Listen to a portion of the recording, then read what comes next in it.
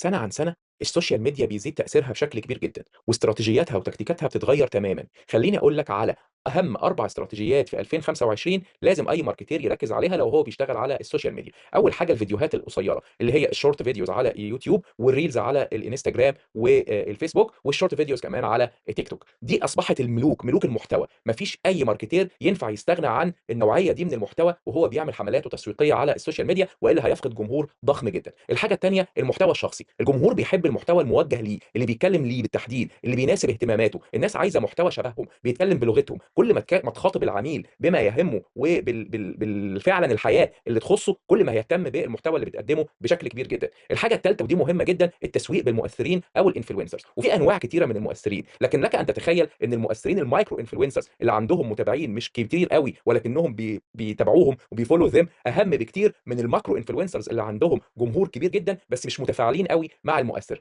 اخيرا الذكاء الاصطناعي بقى المساعد الشخصي بتاعك كماركتير، هو اللي بينظم لك حاجتك وبينظم لك مواعيدك وبيرتب لك حملاتك وبيحلل لك حملاتك، وفي نفس الوقت بيطرح لك افكار تقدر تعملها في حملاتك الجديده. باختصار، اللي عايز يكسب السوشيال ميديا في 2025 لازم المحتوى بتاعه يكون سريع، لازم يكون شخصي، لازم يكون هو شخصيا اذكى من المنافس.